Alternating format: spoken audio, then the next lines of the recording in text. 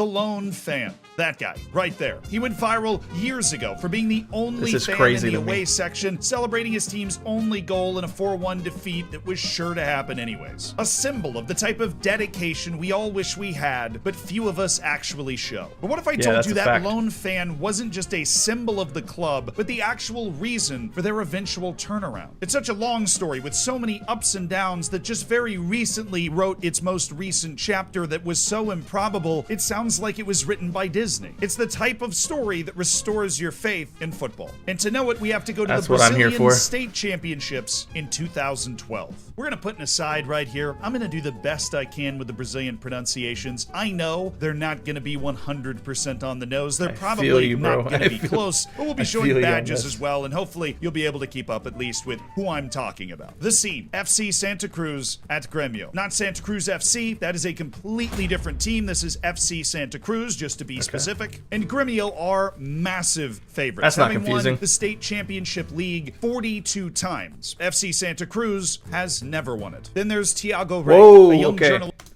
So we got some stakes here. You've got one team, Grêmio, who has won, what did he say, 42? And Santa Cruz, none. So quite the odds here.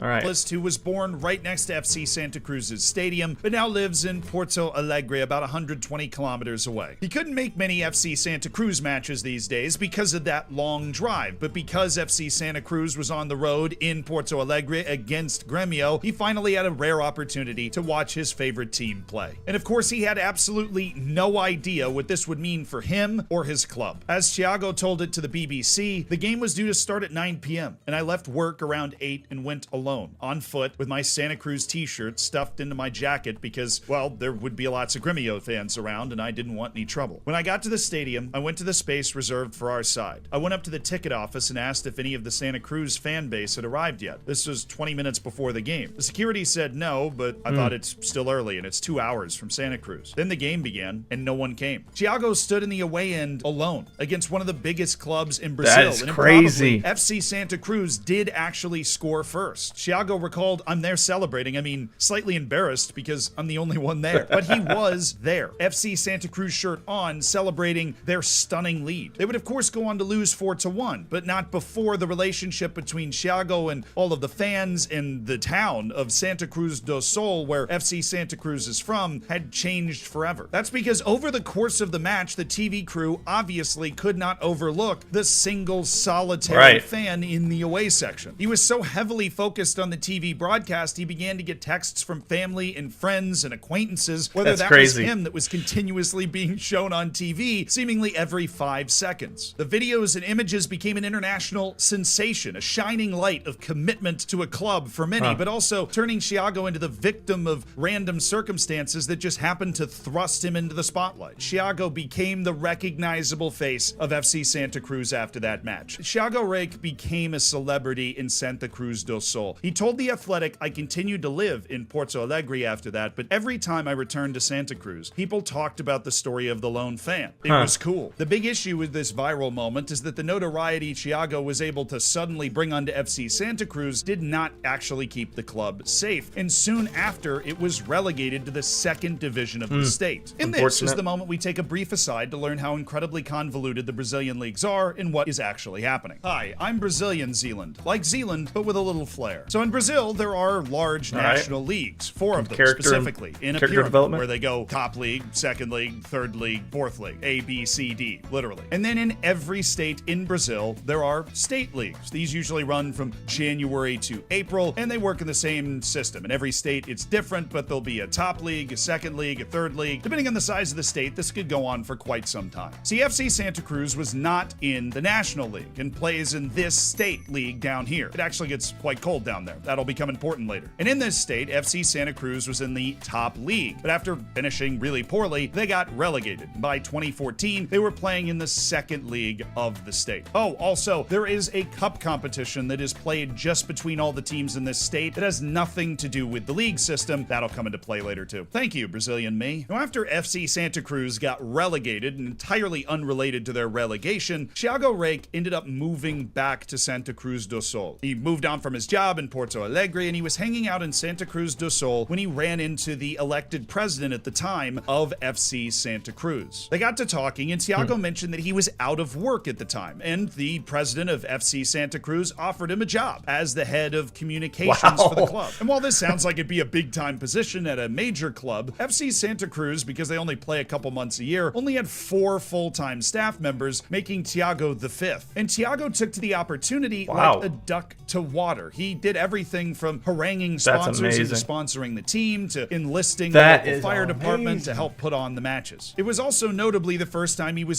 What a dream scenario for a young man to show up at a game, be the lone supporter, and just because of his support of the club in one game, he now has a job offer and revitalizes the club. It sounds like he's going to do a great job in his position at the club, being the 5th paid employee here. This is amazing. To the other side of the club he had always supported. The general lack of funding, lack of support, and chaos and yearly turnover of state league clubs in Brazil. And like most wide-eyed young fans, he had a bunch of ideas about how to improve the club and improve its sustainability, and he started to espouse these ideas at local dinners that the club would host with all the local leaders in Santa Cruz do Sul. And it turned out those ideas got a following, because in the next presidential election at FC Santa Cruz, the 27-year-old was elected the president of his club, just 2 years after that famous picture was taken where he was the lone fan in the away section. And even Thiago had realized at this point that this was a match made in heaven, and he had started to try and angle his way into being the president. He once said, "It's not an accident that I became the president at 27." So this was part of his ambition too. He realized he might be able to do some good here, and he had this kind of name brand to make it happen. Now, a rather interesting note is that his father was a little more apprehensive about Thiago taking the job,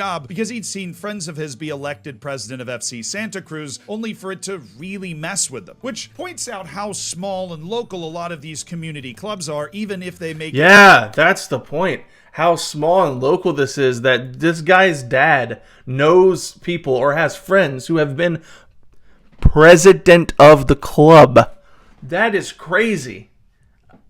I guess I haven't really thought about how many football clubs there are in world football, because, you know, coming from a franchise system, we just don't really get that opportunity, and nobody really understands how they would start a club around here.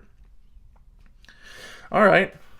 To the top level of the Brazilian State League. But despite the apprehension, Thiago hit the ground running. He started signing a bunch of local grassroots players to year-round contracts, which was unusual and against the way FC Santa Cruz had been doing things. He put together a list of local investors to try and help secure the financial future of the club. And Thiago even said, to begin with, things were great. We got some good players. I got some new sponsors. We started winning. But by the 3rd month, things were going wrong. That's right, this fairy tale is not a straight rocket ride to the top, because they started to run no good story is. money. I know, stunning for a 27-year-old fan who got handed the keys to his favorite club. His plan to offer year-round contracts and play throughout the year was good on paper, but the winter in the state itself is cold and rainy, and so attendances started to fall when matches were being played in the winter, and that threw off the financial projections. He said the fans became discouraged, and so did the sponsors. That's when the club almost fell to the 3rd division. But Thiago was determined to not have that happen. He took a loan out from his dad, used all of his life savings, and maxed out all of his credit cards just to do things like pay player wages throughout the rest of the season. He managed to guide the team clear of relegation to the 3rd division, but just barely, and the one season had left him really scarred. Not just financially, but mentally as well. He slipped into depression and had to go on to medication, and the doctor that was prescribing it to him also advised that he step away from the club for the sake of his health. He was now involved in and the face of his favorite club's own struggles. He said, "I returned home, sitting in my living room. I was very disappointed and financially ruined." Understandably, Thiago Reis did not stand as the club's president in following years, but that did not change FC Santa Cruz's fortunes. It was eventually relegated to the 3rd division, threatening the very existence of the club. All while Thiago, for the sake of his health, tried to avoid the club. According to The Athletic, he worked to just pay off his debts and started working in politics because of all of his politics politicking experience running the club. But by 2018, avoiding the club would no longer be possible for Thiago. In 2018, they lost every single game, including a friendly against a local team that was slapped together overnight of just random guys from the city. It was that bad. They were wallowing in the depths of the third division of the state league. They were as far away from Grêmio as you could possibly be, and in serious danger of just dissolving as a club. And after 5 years away, watching his club crumble into nothing, Thiago decided that it was time for him to return, and he stood for re-election as president of the club. The state of things was so bad that he essentially ran for the president of the club unopposed because, as he said, nobody else wanted it. But perhaps the biggest challenge to actually getting the presidency was telling his dad that he was going to do it. He told The Athletic when he told his dad on the phone that he was going to be the president of FC Santa Cruz again, his dad lost it. I thought he might crash the car into a tree to convince me to abandon the idea, but I just had the feeling it would be different this time. And in a massive deviation from most of the times that sentence has been said in human history, this time it actually was different. Thiago Reich did something incredibly valuable. He learned from his mistakes. He returned to his idea of only using local players around Santa Cruz do Sul to try and reinvest local fans in the club and get the families to come to the matches and raise the attendance. He leaned into his clear gift as a president, the ability to energize a group of people behind a club and an idea. And it worked. The first match, he expected 200 people to be there. 1,000 showed up. It was so crowded, he didn't even watch the whole match. He just spent the match going back and forth to the store, getting more and more hot dogs for the hot dog kiosk because they kept running out. But he also crucially changed his presidential style from his previous iteration. In his speech returning to the presidency, he said about his failure that it motivates me not to stop being a fan, but to be a better president. To him, that meant more modesty, bit less emotional. Don't bother the refs, the coaches, or the players with all of your incessant ideas. Let them do their jobs. And he did. The first year in charge, attendance went back up and the club started to be able to pay off its bills. It's a testament to how much Thiago Reich improved at running a club that even though the next year he ran into a global pandemic, the club was still able to financially survive. He would later tell The Athletic, "I don't understand football tactics much, but I think my job was to bring people together, to create an atmosphere that made people want to be here, from the players to the coaches, the fans." And as for his mental health, he said, "Santa Cruz is my remedy." And he was now running the club so well that the pandemic wasn't a disaster, it actually created an opportunity for FC Santa Cruz. That opportunity would come in the State Cup that we mentioned earlier. It's called the Copa FGF, and it's contested by all the state's clubs. Now, as a result of the pandemic, the number of clubs competing shrank, and some clubs actually opted out of playing in the Copa FGF that year. Rather opportunistically, FC Santa Cruz was able to recruit certain members of those teams that had opted out or weren't playing to play for their club instead, just for the cup. And absolutely unbelievably, from the third division, they won the whole